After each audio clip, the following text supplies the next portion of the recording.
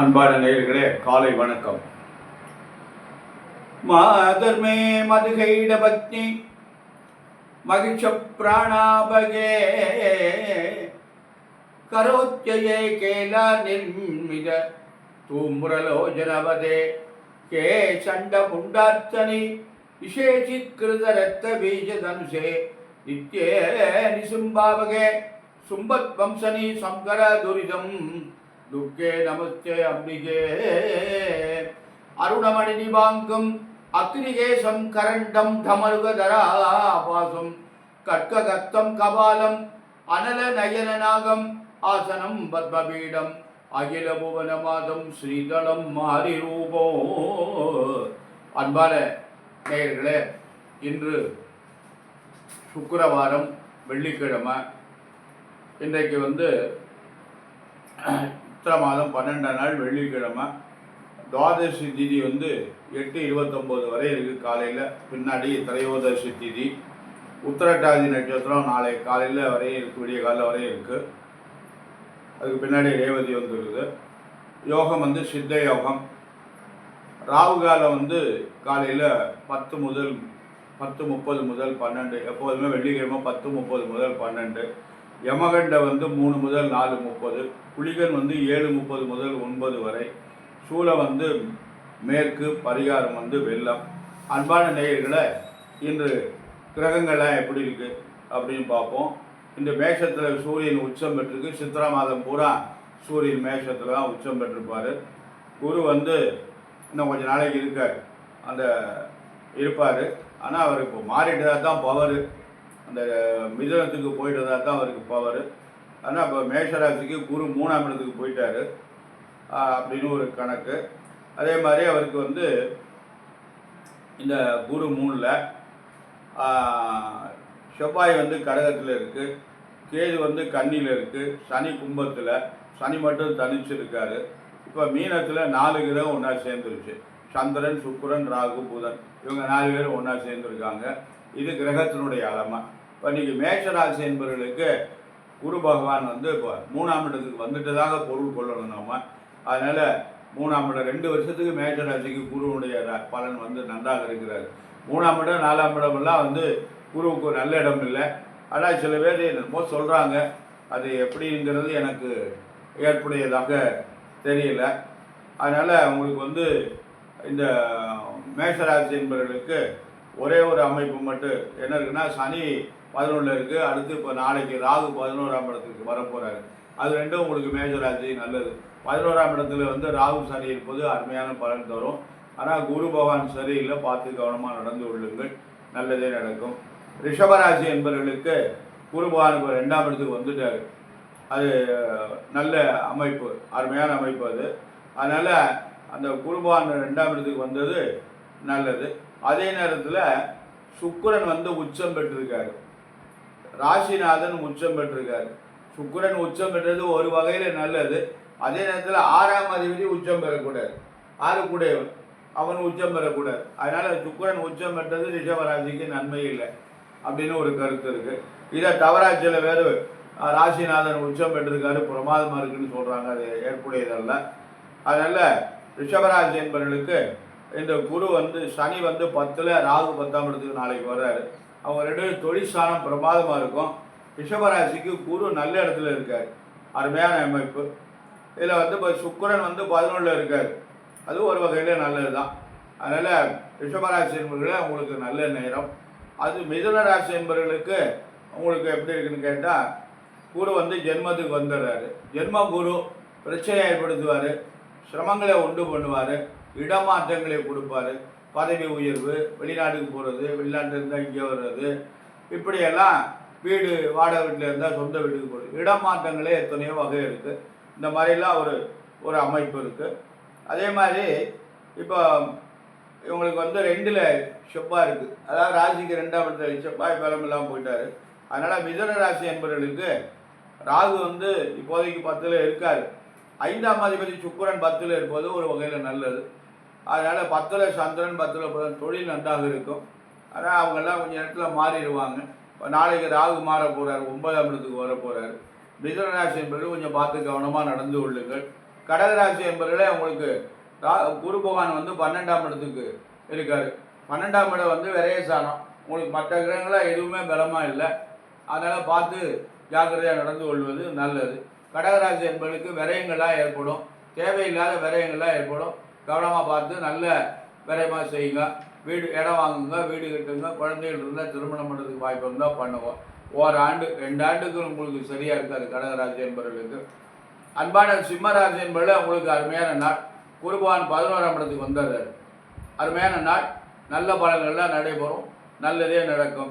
அன்பான சிம்மராசி என்பவர்களே உங்களுக்கு குரு 11ஆம் இடத்துல லாபஸ்தானத்தில் இருக்கார், நல்லது. ஆனால் சனி பகவானும் ராகு பகவானும் 7ஆம் இடத்துல இருக்கார். மனைவியினுடைய உடல்நிலையை சற்று கவனமாக இருங்க. மற்றபடி வேறு ஒன்றும் பெரிய பலன்கள் ஏற்படுகின்ற. இருந்தாலும் குரு பகவான் நல்லா இருக்குது. 11ஆம் இடம் லாபஸ்தானம். அதனால் நீங்கள் செய்கிற தொழிலில் நல்ல முன்னேற்றங்கள் ஏற்படும். லாபம்னா என்ன, நம்ம செய்கிற தொழிலில் வருமானங்கள் நிறைய வந்து வேலை பார்க்குறோம், சம்பளம் கொஞ்சம் உயர்வு கூட வந்தாலே நன்மை தானே. அந்த மாதிரி ஏற்படுறதுக்கெல்லாம் வாய்ப்பு இருக்குது. அன்பான கன்னிராசி என்பதில் உங்களுக்கு குருபான் 10ஆம் இடத்துக்கு வந்திருக்காரு. 2 கூடையவன் உச்சம் பெற்றிருக்காரு. அது சுக்கிரன் உச்சம் பெற்றது ஒரு வகையில். 2 9 கூடிய சுக்கிரன் உச்சம் பெற்றது நல்லது. அவர் 7ல் போய் உட்கார்ந்துருக்காரு. 7ஆம் இடத்துல இருக்கக்கூடாது, அப்படிலாம் ஒரு விதிகள் இருக்குது. அன்பான கன்னிராசி என்பவர்களை கொஞ்சம் பார்த்து கவனமாக நடந்து கொள்ளுங்கள். கெட்ட பேர் ஏற்படுற மாதிரி எதையும் பண்ணிடாதீங்க. அதனால் மேலதிகாரிகள் ரொம்ப ஜாக்கிரதையாக கவனமாக நடந்து கொள்ளுங்கள். துளாராசி என்பவர்களை உங்களுக்கு அருமையான நாள், நல்லது நடக்கும், நல்ல காரியங்கள்லாம் நடைபெறும். அன்பான துளாராசி என்பவர்களை உங்களுக்கு வந்து குரு வந்து 8ஆம் இடத்துலேருந்து 9ஆம் இடத்துக்கு வந்துட்டார். உங்களுக்கு ராகு பகவான் 6ல் இருந்தார், இப்போ 5ஆம் இடத்துக்கு வராரு. 5ஆம் இடமும் பரவாயில்ல, ராகுக்கு ஒன்றும் கெடுதல் ஒன்றும் பண்ணாது. அதனால் பார்த்து ஜாக்கிரதையாக நடந்து கொள்ளுங்கள், நல்ல நேரம். விருச்சிக ராசி என்பதில் உங்களுக்கு குரு பகவான் 8ஆம் இடத்துக்கு வந்துடுறாரு. ஓராண்டுக்கு எதுவுமே செய்யாதீங்க. புதுசாக எந்த காரியத்தையும் செஞ்சுட்டு மாட்டிட்டு முடிக்காதீங்க. ஆமாம், அவங்க அப்படி இருக்குது இப்படி இருக்குதுன்னு சொல்கிறாங்கன்னு எதையும் நம்பாதீங்க. அதனால் உங்களுக்கு நிறைய மிகைப்படுத்தி சொல்கிறாங்க. அந்த மாதிரியெல்லாம் நடக்குமாங்கிறது எனக்கு தெரியல. நம்ம அனுபவிச்சா தான் அதனுடைய அவங்க மிகைப்படுத்தி சொல்லுவதுபடி நடந்துகிட்டு இருக்கா அப்படிங்கிறது தான் நம்ம பார்க்கணும். அனுபவித்து பார்த்தா தான் அதனுடைய வழி தெரியும். அதனால் விருச்சிக ராசி என்பதில் ரொம்ப ஜாகிரதையாக நடந்து கொள்ளுங்கள். தனுசு ராசி என்பதுக்கு பிரமாதமாக இருக்குது, அருமையான அமைப்பு. சனி 3ல் இருக்குது. ராகு பகவான் இப்போ நாளைக்கு 3ஆம் இடத்துக்கு வந்துடுறாரு. அவரும் நல்ல இடத்துல இருக்கார். அதே மாதிரி குரு பகவானும் 7ஆம் இடத்துல இருக்கார். அது ஒரு பெரிய சிறப்பு. அதனால் நல்ல காரியம்லாம் நடக்கும். திருமணம் ஆகாதவங்களுக்கு திருமணம் நடக்கும், குழந்தை இல்லாதவங்களுக்கு குழந்தை ஏற்படும், நல்லதெல்லாம் நடக்கும், நல்ல காரியங்கள்லாம் நடைபெறும். மொத்தத்தில் 7ஆம் இடம் என்பது வாழ்க்கையில் மிக முக்கியமான இடம். எல்லாத்தையுமே தந்தையை பற்றி கூட 7ஆம் இடத்தை வச்சு சொல்லலாம்னு ஒரு கருத்து சொல்கிறாங்க. அப்படிலாம் நிறைய ஆய்வு பண்ணால் தான் அதனுடைய நன்மைகள் தெரியும். அதனால் மேலந்த வாரியாக சொன்னால் அது ஒன்றும் புரியாது. அன்பான மகர ராசி என்பதில் உங்களுக்கு 7ரை சனி நடந்து கொண்டு இருக்கிறது. அவரவர்கள் வயதுக்கு தக்கபடி 7ரையுடைய தாக்கம் இருக்கும். அதனால் பார்த்து கவனமாக நடந்து கொள்ளுங்கள்.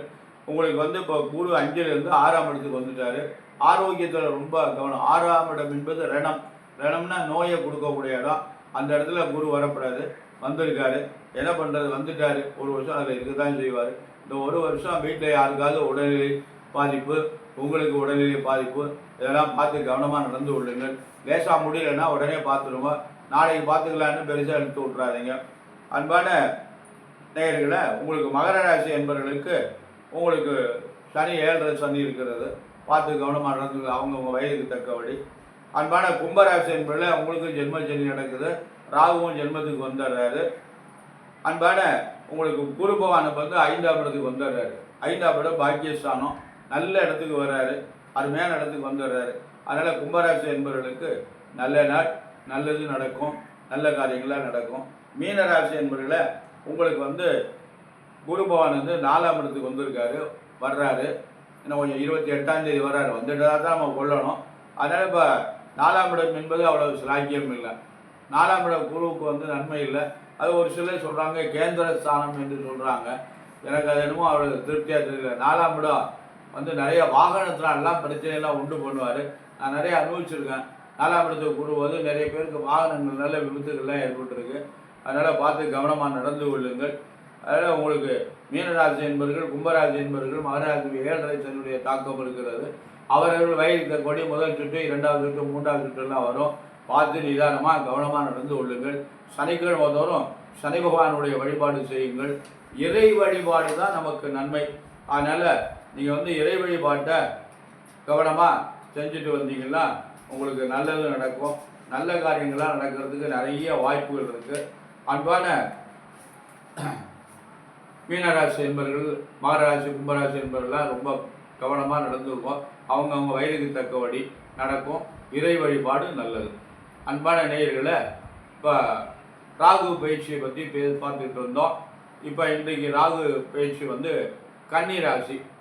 கன்னிராசிக்கு நேற்று வரை சிம்மராசி வரையும் சொன்னோம். அதனால் இந்த கன்னிராசி அன்பர்களுக்கு ராகு பகவான் 7ஆம் இடத்திலிருந்து 6ஆம் இடத்துக்கு வருகிறார். அப்போது சிறந்த மாற்றங்களே ஏற்படும். எப்போதுமே 6ல் ராகு இருக்கிறது, ஜாதகத்தில் 6ஆம் இடத்துல ராகு இருந்தால் நல்ல பலன்களே தரும். அதனால் நல்லதெல்லாம் நடக்கும் அப்படின்னு ஒரு அமைப்பு. அதனால் 6ஆம் இடத்துக்கு கன்னிராசிக்கு ராகு வர்றது மிகவும் சிறப்பு. 6ஆம் இடத்துக்கு ராகு வந்தால் எடுத்த காரியங்கள் அனைத்தும் வெற்றி பெறும், வெற்றிகரமாக முடியும். கலைகளில் நாட்டம் ஏற்படும், குடும்பத்தில் மகிழ்ச்சி ஏற்படும், மக்களால் ஆதரவு ஏற்படும், பெரியவர்களால் மதிப்பும் மரியாதையும் ஏற்படும். பெரியவர்களால் மதிப்பு மரியாதை இவர்கள்லாம் கிடைக்கும். வெளியூர் பயணங்களே ஏற்படும், வெற்றிகரமாக தரும், ஆதாயத்தை தரும். இப்போ வெளியில் எங்கேயாவது போனீங்கன்னா, வெளிநாட்டுக்குன்னு இல்லை, நம்ம நாட்டுக்குள்ளே எங்கேயாவது போனால் அது வந்து ஆதாயத்தை தரும், வெற்றிகரமாக முடியும். கணவன் மனைவி உறவு மகிழ்ச்சியாக இருக்கும். பொதுவாக ராகு பயிற்சி இவங்களுக்கு ஒரு நல்ல அருமையான நாள். நல்லதே நடக்கும், நல்ல காரியங்களாக நடக்கும். கன்னிராசி என்பவர்களுக்கு ராகு பகவான் 7ஆம் இடத்துலேருந்து 6ஆம் இடத்துக்கு வந்துடுறாரு. அது ஒரு பெரிய சிறந்த அமைப்பு. அடுத்தபடியாக துளாராசி என்பவர்களை, இந்த ராசி அன்பர்களுக்கு ராகு பகவான் 5ஆம் இடத்துக்கு வர்றார். 5ஆம் இடத்துக்கு வரும்போது அன்பர்களுக்கு ராகு பகவான் உறவினர்களுடன் ஏற்பட்ட மனத்தாங்கல் அகலும், மேல் அதிகாரிகள் ஆதரவு கிடைக்கும். அதாவது உறவினர்களுடைய ஏற்பட்ட பிரச்சனைகள்லாம் சால்வ் ஆகி மேல் அதிகாரிகளுடைய ஆதரவெல்லாம் கிடைக்கும் அப்படின்னு சொல்கிறான். பொருட்சேர்க்கை ஏற்படும். ஆனால் வீண் கவலைகள், வீண் அலைச்சல்கள் ஏற்படும். வழக்குகள் சில மாற்றங்கள் ஏற்படும். ஆனால் எதிர்பார்த்த நல்ல பலன் கிடைக்காது போல அமையாது. அதனால் வேலைக்கு சாப்பிடுவது நல்லதுங்கிறான். இது ரொம்ப முக்கியமான ஒரு பாயிண்ட் சொல்லியிருக்காங்க. என்னன்னு கேட்டிங்கன்னா, வேலைக்கு சாப்பிடுவது நல்லது. வேலைக்குன்னா என்ன, அந்த ஒரு குறிப்பிட்ட நேரத்தில் உணவு அருந்துவது நல்லது, 1.5 வருஷம். அதனால் இந்த 5ஆம் இடத்துல வரும்போது ஏதாவது உடல்நிலை பிரச்சனை, உணவு சம்பந்தமான பிரச்சனைகள் ஏற்படுத்தி ஆரோக்கிய குறைவு ஏற்படுறதுக்கு வாய்ப்பு உண்டு. அதனால் கண்ட நேரத்தில் சாப்பிடாம அந்த உணவு நேரத்துக்கு சாப்பிடுவது நல்லது. கணவன் மனைவி உறவு அவ்வளவு சிறப்பாக இருக்கிற வாய்ப்பு இல்லை. அதாவது இந்த ராகு வந்து 5ஆம் இடத்துக்கு வரும்போது அவளுக்கு அவ்வளவு ஒரு நன்மை அளிக்காது என்பது இந்த ராகு பேச்சினுடைய அளவு. அன்பான நேயர்களை, இவங்க வந்து நீங்கள் என்ன பண்ணு கேட்டால், துர்க்கை வழிபாடு நல்லது, இறை வழிபாடு தான் நல்லது. இந்த ராகுவை கட்டுப்படுத்துவது துர்க்கை பகவான். அதனால் ராகுவையும் கும்பிடுங்க, துர்க்கையும் அவசியம் வெள்ளிக்கிழமை தோறும் இவங்களை வழிபாட்டு வந்தீங்கன்னா இந்த சிரமங்கள்லேருந்து நாம் குறையலாம். இந்த அடுத்தபடியாக விருச்சிக ராசி என்பவர்களை, இந்த ராசி ராகு பகவான் 4ஆம் இடத்துக்கு வர, அதாவது விருச்சிகம், மகரம், விருச்சிகம், தனுசு, மகரம், கும்பம் 4ஆம் இடத்துக்கு வராது. அதனால் ராகு பகவான் வரும்போது மனைவி சகோதரர்களால் செலவுகள் ஏற்படும் அப்படிங்கிறான். மனைவினால் சகோதரர்களால் செலவு ஏற்படுங்கிறான்.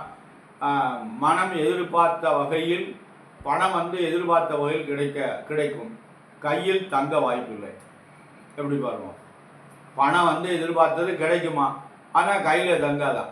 அப்படின்னா என்ன அர்த்தம்? அதுக்கு கையில் தங்காதுன்னா என்ன, செலவாயிடும் அப்படின்னு இருக்கும். அதனால் பார்த்துட்டு நீங்கள் என்ன பண்ணுறீங்கன்னா, இதை முன்னாடி நம்ம சொல்கிறோம், அப்போது நம்ம கையில் பணம் தங்காது, தங்குற மாதிரி ஏதாவது ஒன்று பண்ணணும் அப்படின்னா ஒரு நல்ல செலவுகளாக பண்ணியிருக்கோம் அப்படிங்கிறது. வெளியூர் பயணங்கள் ஏற்படும். புது மனிதர்களே சந்திப்பு ஏற்படும். அதாவது புதுசாக யாரையாவது சந்தித்து அறிமுகமாகி அவங்களால நன்மைகள் ஏற்படலாம். ஸ்தல யாத்திரைகள் ஏற்படலாம். இப்போ ஸ்தல யாத்திரைனா முக்கியமான கோயில்களுக்கெல்லாம் காசி போகலாம், ராமேஸ்வரம் போகலாம், ஸ்தலங்களுக்கு போகலாம், சிதம்பரம் போகலாம், வைத்தீஸ்வரம் கோயில் போகலாம். இப்படி ஸ்தலங்களுக்கு சென்று வரலாம். இதெல்லாம் ஏற்படும். வாய்ப்பு உண்டு. பெரியோர்கள் ஆதரவு உதவி ஏற்படும். இது ரொம்ப முக்கியம். பெரியவருடைய ஆதரவு கிடைக்கணும், பெரியவங்களுடைய ஆசீர்வாதம் கிடைக்கணும், அவங்களுடைய உதவி கிடைக்கணும். மனைவி உறவு நன்மை. ராகு பேச்சு பரவாயில்லை என்று சொல்லலாம். ஏன் பரவாயில்லைன்னு சொன்னீங்க அப்படின்னு கேட்டிங்கன்னா, இந்த பொருளாதாரம் வந்து கையில் தங்காது. பொருளை தங்கினா தான் அது சிறப்பு நமக்கு. அதனால் பொருளாதாரம் வந்து கையில் தங்க வாய்ப்பு இல்லை அப்படிங்கிறதுனால நம்ம வந்து அதில் ரொம்ப கவனமாக நடந்து கொள்ளணும். அதனால் பொருளாதாரத்தில் அவ்வளோ சிறப்பாக இல்லை. அதனால் நீங்கள் வந்து ராகு பகவானுக்காக துர்க்கை வழிபாடு செய்வது ரொம்ப நல்லது.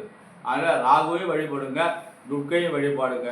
அன்பான தனுசு ராசி என்பர்களே, இந்த ராசியில் உங்களுக்கு வந்து அன்பளுக்கு ராகு பகவான் 3ஆம் இடத்துக்கு வரார். தனுசு மகரம் கும்பம் 3ஆம் இடத்துக்கு வராரு. வரும்போது சகோதரர்களால் தொல்லை ஏற்படும், உடன் பிறந்தவர்களால் சிரமங்கள் ஏற்படும், தொல்லையும் வீண் செலவுகளும் ஏற்படும். அவங்களால உங்களுக்கு வீண் செலவுகளும் ஏற்படும். வீண் அலைச்சல்கள் கவலைகள் இருந்து வரும். வீணாக அலைச்சல். இப்போ ஒரு இடத்துக்கு போனோம்னா அந்த போன காரியம் ஆகாது. போயிட்டு திருப்பி வரணும், திருப்பி வந்து திருப்பி போகணும், திருப்பி வந்து திருப்பி போகணும், இப்படியே அலையணும் இந்த காரியத்தை சாதிக்கிறது. அதான் வீண் அலைச்சல் என்று பொருள். அதனால் நல்லது. பணக்கட்டுப்பாடு அதிகம் ஏற்படும். பொருளாதாரம் வந்து உங்களுக்கு அதிகமாக தேவைப்படும். கட்டுப்பாடு இருக்கும், வருமானம் வராது. அதனால் பார்த்து கவனமாக நடந்து கொள்ளுங்கள். அதிகம் ஏற்படும். மனைவி உடல்நிலை பாதிப்பு ஏற்படும். மனைவியின் உடல்நிலையில் ரொம்ப பாதிப்பு ஏற்படும். கவனமாக நடந்து கொள்ளுங்கள். நல்ல செய்திகள் கிடைக்காது, கெட்ட செய்திகள் தான் அதிகமாக கிடைக்கும். அதனால் ராகு பேச்சு நன்மை இல்லை. அதாவது தனுசு ராசி என்பவர்களுக்கு ராகு பேச்சு நன்மை இல்லை. ஆனால் குரு சனி இது வந்து நல்ல இடத்துல இருக்காங்க. ஆனால் 3ஆம் இடம் வந்து ராகுக்கு அவ்வளோ சிறப்பாக சொல்லலை. ராசிக்கு லக்கணத்துக்கு 3ஆம் இடம் சிறப்பாக சொல்லியிருக்கு, ராசிக்கு 3ஆம் இடம் அவ்வளோ சிறப்பாக சொல்லலை. அன்பான நேயர்களை, இப்பொழுது நம்ம வந்து தனுசு ராசி வரையும் ராகு பேச்சு பலன் பார்த்துருக்கோம். இப்போ மகரம் கும்பம் மீனம் இது நாளைக்கு பார்ப்போம். அன்பான நேயர்களை, நமக்கு இந்த ராகு பேச்சு நாளைக்கு கடைசியில் சொல்லிடுவோம். யார் யாருக்கு நன்மை, யார் யாருக்கு தீமை, யார் யாருக்கு இறை வழிபாடு பண்ணணும் அப்படிங்கிறதெல்லாம் நாளைக்கு கடைசியாக சொல்கிறேன். அதனால் அன்பான நேயர்களை தவறாமல் பாருவோம். ராகு பேச்சு நான் வந்து உன்னை மீண்டும் நினைவுபடுத்துகிறேன். அன்பான நேயர்களை, நமக்கு நேரம் சரியில்லை, எனக்கு ராகு வந்து 12ஆம் இடத்துக்கு வந்துட்டார், விரயத்தை உண்டு பண்ணுவார், நான் என்ன செய்கிறது அப்படின்னு வந்து கொண்டே இருக்காமல் நம்ம வந்து இறை வழிபாடு செய்யுங்கள். இறைவனுடைய நாமத்தை பாராயணம் பண்ணுங்கள். துர்க்கை வழிபாடு செய்யுங்கள். துர்க்கையினுடைய நாமத்தை பாராயணம் பண்ணுங்கள். ஜெய ஜெய துர்க்கை, ஜெய ஜெய துர்க்கை, ஜெய ஜெய துர்க்கை என்று துர்க்கையினுடைய நாமத்தை நாம் வேற ஒரு மந்திரமும் தேவையில்லை. ஓம் நம சிவாயா, ஓம் நம சிவாயா, ஹரஹர சங்கர, ஜெய ஜெய சங்கர, இந்த மந்திரம் மட்டுமே போருமே. வேறு மந்திரம்லாம் நமக்கு தெரியாதுங்க, வேண்டாம். தெரியாதுக்கிட்ட நம்ம போக வேண்டாம். தெரிஞ்சதை சொல்லலாமா இல்லையா? இதை நம்ம வந்து பாராயணம் பண்ணிட்டு வந்தோம்னா நமக்கு வந்து இறைவனுடைய சிரமங்கள்லேருந்து அதில் ஒரு சினிமாவில் வந்து சூழியாசன் ஒரு நடிகர், அவர் வந்து காளியத்தாவை பார்க்கணும்னு அவர்கிட்ட போய் கேட்டார். அவர் என்னடா உனக்கெல்லாம் வந்து நாங்களே எவ்வளோ பண்ணுறோம், காளியத்தை வர மாட்டேங்கிறா, நீங்கள் வந்து உனக்கு கிடைக்க போகிறல, நான் அவன் பார்த்து தான் ஆகணும், நீ சொல்கிறியா இல்லையா அப்படின்னு அவரோட மல்லு கட்டுறான். உடனே வந்து ஒரு காளியத்தா மாரியத்தான்னு சொல்கிறான், தண்ணிகளை முக்கிக்கிட்டு அப்படின்னு சொல்கிறார். எவ்வாறு நான் தண்ணிகளை முக்கிட்டு காளியத்தா மாரியத்தான்னு சொல்லுவேன், வரலன்னா அங்கேயே எடுத்து போயிடுவேன் அப்படிங்கிறார். இவர் பயந்துக்கிட்ட ஐயோ என்ன பண்ண போகிறான்னு சொல்லி அந்த பாவம் நமக்கு வந்துடுவேன் அப்படின்னு பயந்துட்டு இருக்கார். இவன் தண்ணிகளை முக்கிட்டு காளியத்தா மாரியத்தான்னு சொல்லிட்டு இருக்கான். இவனா மாரியத்தா வந்துட்டான். எவ்வளோ அதிசயம் பாருங்க. இது சினிமாவில் காட்டப்படுகிறது, அது உண்மை, அது வந்து தப்பு கிடையாது. அதாவது அவனுக்கு வேற ஒன்றும் சொல்ல தெரியல, காளியத்தா மாரியத்தை தான் சொல்ல தெரியும், வேற ஒன்றும் அவனுக்கு மந்திரங்கள்லாம் சொல்ல தெரியல, யாகங்கள்லாம் பண்ண தெரியல, ஓமங்கள்லாம் பண்ண தெரியல, அதெல்லாம் தேவையில்லை. நமக்கு என்ன தெரியுமோ அந்த தெரிந்ததை நாம் அந்த இறைவனை நோக்கி நாம் மனசில் தியானம் பண்ண ஆரம்பிச்சோமேனா இறைவனுடைய அருள் நமக்கு கிடைக்கும். அந்த காளியத்தா மாரியத்தாவுக்கு எவ்வளோ பவர் இருந்தது தெரியுமா? அவள் வீட்டில் போய் சக்கரை பொங்கல் சாப்பிட்றதாக அந்த சினிமாவில் காட்டியிருக்காங்க. அருமையான கதை அது, நல்ல சிறந்த கருத்துக்கள் அது. அதனால் அவன் சொல்கிறான், ஆழாக்க அரிசி வீணாக்க வேணா வந்து தின்னு விட்டு போடி அம்மாவா. எப்படி பாருங்க, எவ்வளோ அன்போட பக்தியோடு கூப்பிட்றான். அவள் வந்து அந்த சக்கரை பொங்கலை சாப்பிட்டதாக வரல. சினிமாவில் கதை சொல்கிறான். அது நம்ம உண்மையை தான் எடுத்துக்கணும். வரலாறுல அந்த மாதிரிலாம் இருக்குது. ஒரு குழந்தை வந்து பிள்ளையாருக்கு வந்து நைவேத்தியம் பண்ணிவிட்டு எங்கள் அப்பா கொடுத்தா சாப்பிட்டேன், நீ சாப்பிட மாட்டேங்களே, சாப்பிடணுன்னா பிள்ளையார் வந்து நீ சாப்பிடலன்னா நான் மண்டையை உடச்சிக்கிடுவேன் அப்படின்னு கல்லில் முட்டிக்கிது. உடனே அந்த விநாயகர் பெருமான் வந்து அந்த பிரசாதத்தை சாப்பிட்டு அது மாதிரி ஒரு கருத்தெல்லாம் இருக்குது. நிறைய அந்த மாதிரிலாம் வரலாறுலாம் கதைகள்லாம் இருக்குது. அதனால் நம்ம தெரியாத பற்றி நம்ம போய் சிந்திக்க வேண்டாம். நமக்கு என்ன தெரியுமோ அந்த வழிபாட்டை நாம் செய்து நல்லருள் செய்து நலம் பெற்று நலமுடன் வாழணும். அன்பான நேயர்களை எல்லோரும் பல்லாண்டு பல்லாண்டு பல்லாயிரத்தாண்டு வாழ வேண்டும் என்று எல்லாம் வல்ல எம்பெருமான் சர்வேஸ்வரனையும் வள்ளல் பெருமான் வள்ளியின் முருகப் பெருமானை பிரார்த்தனை செய்து நிறைவு செய்கிறேன். நன்றி, வணக்கம்.